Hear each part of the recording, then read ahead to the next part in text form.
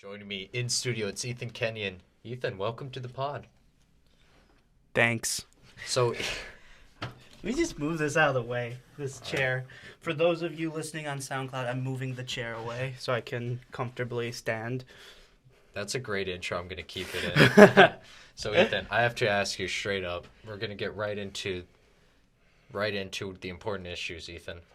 What is on your shirt? That's Labyrinth. You know, the movie. It's the 80s, I think. Show it to the camera. It's David Bowie, and that's, why can't I remember her name right now? Wow. She's a hot girl. Goodness. Okay, so you're, tell me a little bit about yourself. I know we go to school together here at Hilbert. Well, my name's Ethan Kenyon. I'm 20 years old. I love reading and watching movies and taking long walks on the beach. I came on to this pod today to discuss the relevance of social media. It's actually really interesting when you look at social media. It started off as just a way to like connect with friends, you know, like MySpace and everything. Right. And it's definitely grown into this bigger thing where it's like, yes, it's still connecting with friends, but it's now like advertising for like businesses and everything. And you know, you can't just advertisements on social media aren't the same as an advertisement for a billboard. In what ways? If you imagine a billboard, imagine the worst looking billboard you've seen in your entire life. Everybody has probably seen a bad billboard. So you see that, and you know, back in the day before social media, it's like, what were people going to do about that? They could call and complain, but I mean, probably people weren't doing that, or they would just talk about it. Right. But now advertising, we're seeing it become more and more interactive on social media. You know, very much. Whether it's getting the reacts or the angry reacts on Facebook, and you know, it's becoming more easy to, well, that's not a word, easier to criticize or interact with these different advertisements. And then even social media as its own, it's not, you know, it's not just advertising a business off of social media. You look at things like YouTube, and there are people who are starting to make money on YouTube. Mm-hmm. And that's something that people don't really think of much, because, you know, YouTube started back 12 years ago now. It was 2005, and it was just a place for people to put like stupid little videos they made or anything. But now, you know, you have people who are making just loads of money on YouTube, and then even if they're not making the money on YouTube, you know, you have advertisers who are giving them money. They've got merchandise, you know. So, but do you think that social media, like Twitter, for example, I'm gonna use Twitter since that's what I mainly use. Do you think that's a real world reflection?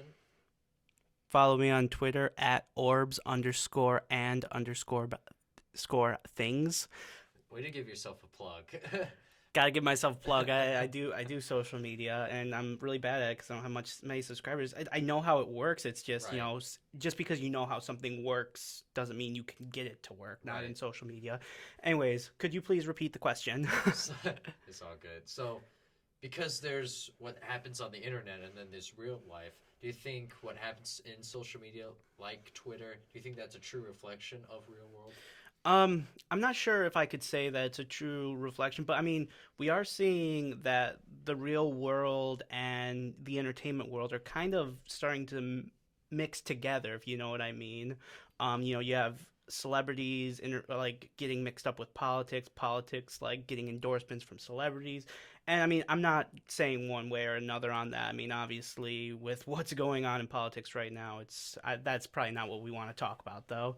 No. But I mean, even you can't deny, though, and I am going somewhere with this, so don't edit this out. You can't deny, though, right now there is political stuff going on, you know, and some very controversial things that are being made by Right. certain sections. And then you see someone like Felix Kjellberg, who's PewDiePie, the most subscribed to YouTuber on YouTube, makes the most amount of money. And now he's under attack because he's made a few jokes about these controversial subjects. Like, I'm not gonna go into. You can look this up. I mean, it's been already talked about, and I don't want to go into too much detail. But he's under fire because, you know, people are starting to have these ideas that what happens in the entertainment world also kind of affects what's going on in the real world. Yeah, so we're definitely more connected now, and Mhm. people can instantaneously comment on something like you said. Do you think that has helped lead to this kind of polarization we've seen? I'm not sure if that's what's led to the polarization. I mean, it's definitely speeded up the process. I mean, if you think about it before, you see something, say it's 1970, you see something in the newspaper you don't like, you have to write out your Right. response, you have to send it in, you have to hope that they put it on. You know that it's not what it's like on anymore. If you have some stupid thought, you could just log on to your Facebook account and, type something up, hit enter, and boom, it's up there. You don't need anyone's permission. You don't need to wait. It's right there, and that's definitely. And then you take that a step further, it just multiplies because if you see something stupid now. Then yeah, that person just instantly sent out that stupid thing without anyone's permission, and now you're looking at it, and you can respond with any stupid thing you want and send it out with no permission.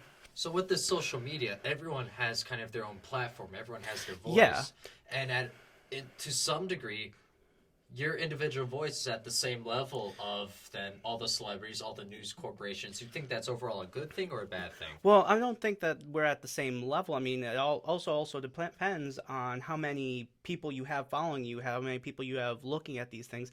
And I mean, I do think that overall it's a good thing because if you think about it, when, I don't know about you, but when I was a kid, I would watch TV, I would watch movies, and I would look at these people when I was a kid.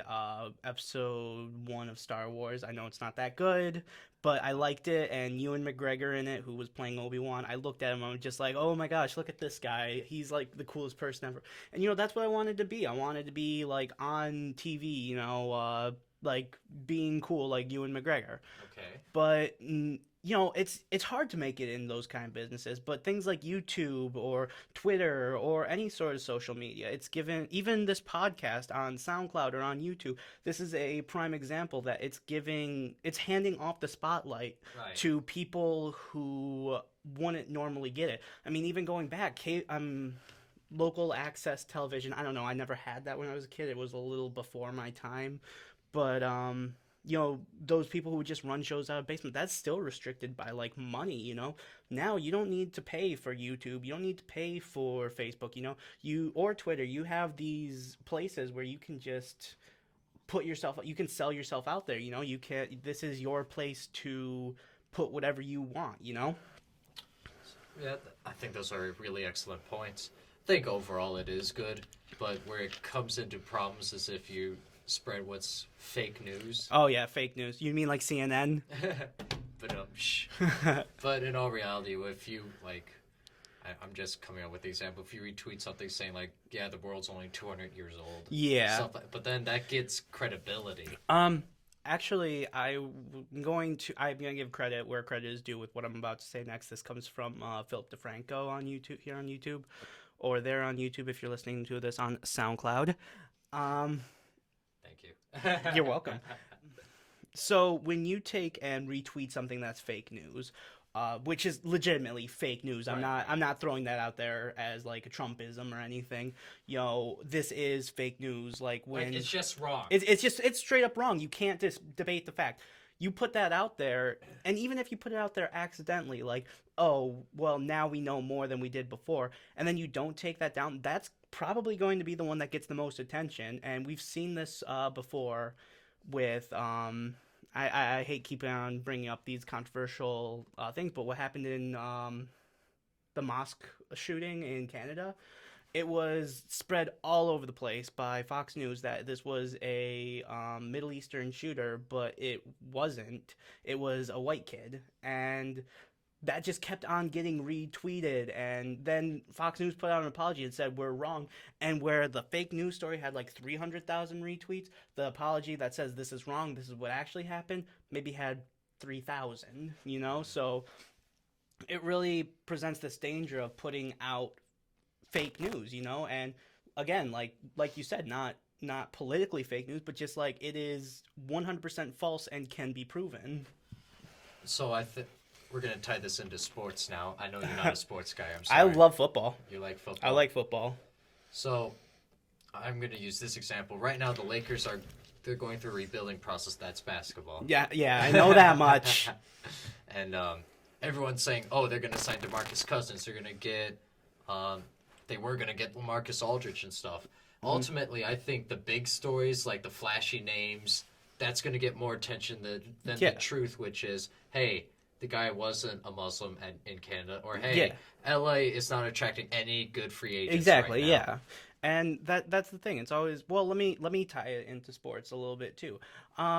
Here I'm gonna give a attempt, and I even shared this on Facebook. It can't be fake because it hasn't happened yet. But there is this article I shared on Facebook that said this is the year that this is Buffalo Bills comeback year. I did see that. Yeah, and I mean I share those every year, but that's not fake. But I mean that's what catches people's eyes. So definitely on social media you need to keep yourself relevant. You need to sell yourself. But then if you lie, then you lose people. So it's this weird like in between sort of thing where you need to find the perfect. It's a pendulum. You have to find your perfect place between clickbait, total fake, and all the way on the other side, which is 100% facts, because those are boring, So you need something in the middle where it's like it's facts, but it catches eyes, because you don't want to destroy your credibility. So, and me saying that clickbait is bad isn't necessarily true, because clickbait is what you need, but you can't have it too clickbaity, if that makes sense. You know what I mean? There has to be some fact or some truthiness behind it. It's like if you clickbait just means something that gets people it catches to your click. Eye. Exactly. Yeah. So you don't want something that is not going to catch your eye, because then no one's going to click on it. So it's like this idea that all clickbait is bad is just wrong, But too much clickbait is also wrong. So where do you see the future of the relevance of social media, and what do you see the next big platform being? I'm not sure. I kind of want to say YouTube, but they are definitely making some weird business moves that not a lot of people are huge fans of.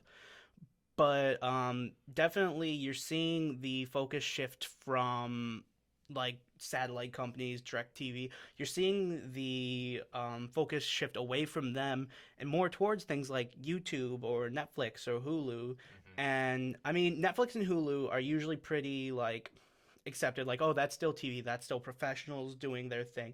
But YouTube is definitely, if not YouTube, a site that will be like YouTube is probably going to have even bigger relevance in the future. But the thing is that right now, a lot of people still have it in their minds that YouTube is just a stupid website where people put their stupid videos, and that's just not true anymore. Right. I mean, don't get me wrong, there are stupid websites, stupid videos and stupid things that get put up there. I mean, trust me, I make content, and not all my content is good. But going forward, YouTube or something YouTube like will get stronger, because they're realizing that this is a successful business model, and they are paying their creators to do this. So let me ask you this. You said before you've never been on a podcast. I have never been on a podcast. First of all, how are you liking it so far? I'm just talking. Right. That's what I do at the first. That's what I do in the first place. Right. Yeah, I talk and I don't shut up. But let me ask you about this. Do you see, I'm not just saying this because we're on the Run Wild podcast. Yeah. But do you see the future of podcasts? Do you see that becoming more relevant? Because I think it's a blooming industry. I agree. I totally agree, actually. Talk to me when podcasts first started. And podcasts to me were this just, I would get assigned to listen to one for high school. And when I was in high school, and be like, oh, this is boring. This is a podcast talking to doctor who cares about, the newest surgery for who cares-itis, But, definitely now I'm seeing a lot of my favorite creators doing podcasts, a lot of my friends doing podcasts, and even people who I'm not a huge fan of, but you can't deny how big they are on their platforms, are doing podcasts. Like, for example, Shane Dawson on YouTube, he's got a podcast now. I've never listened to a single episode of his podcast, but I know my girlfriend listens to it all the time. Rhett and Link was doing a podcast for a while. I don't think they do it anymore. I'm not sure, though. Don't quote me on that. Don't make me fake news. 100%, Ethan. I think you're right. you're selling yourself short a little bit. You mentioned earlier that you have your own content. What is that, and where can people go to listen to it? Okay, so basically my content, I've got two different channels, and this is actually kind of a story. I started with vlogs and just random videos, and I put them out whenever they were ready.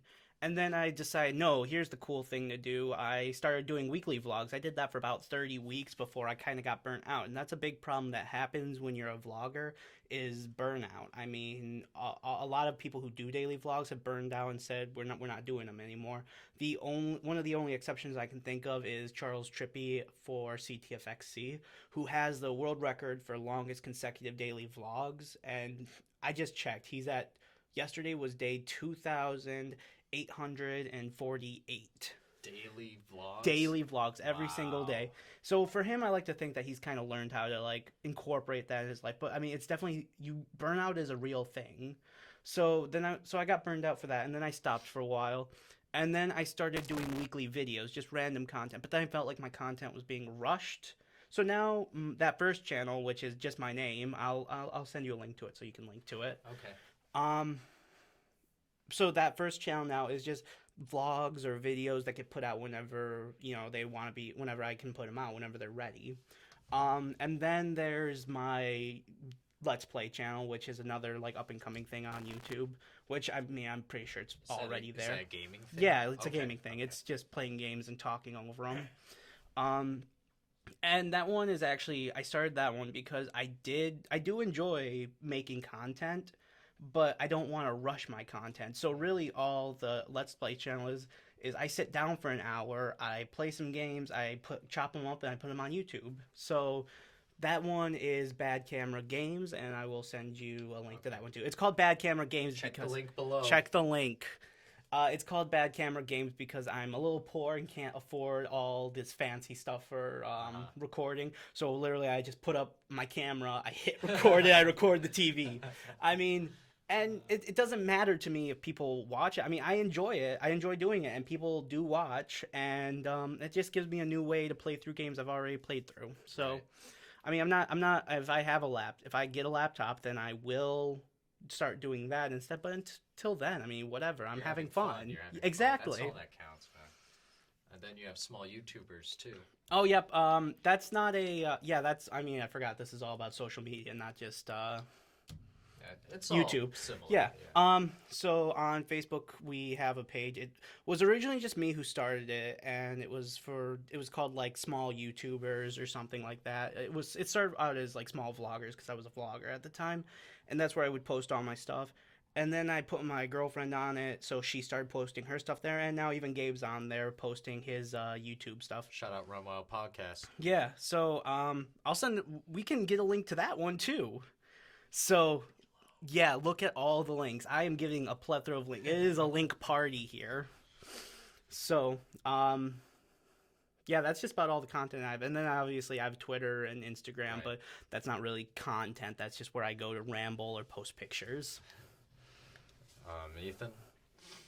Gabe? So, you do great work. You have fun doing what you do. I do. Yeah. Yeah, that's the key part. So again, check out all the links below, man. Do it. If you just want to see a guy having fun and what passion looks like, check out what this man does. Actually, if you check out my game channel, because it used to be my extra channel, there's a video of me blending up a McDonald's Happy Meal and drinking it. Boom. Not the toy, though, because that doesn't that doesn't you're not blend. A monster. No, and right. Also that would have broken my girlfriend's dad's blender, and I don't think he would have been happy with me. Probably not. No. Either way, Ethan, if you're not the most interesting man on this pod, you definitely have the most interesting shirt. It's a good shirt. I mean, are you the only person who has never seen Labyrinth? I have not. It's sorry. Such a good. You need to see Labyrinth.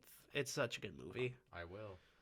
Link below. No, I'm kidding. Link below. All right, this has been Ethan Kenyon. Ethan, thank you for stopping by. No problem. Thanks for having me. I'd be glad to come back. Anytime you want me to come back, if you want me to come back.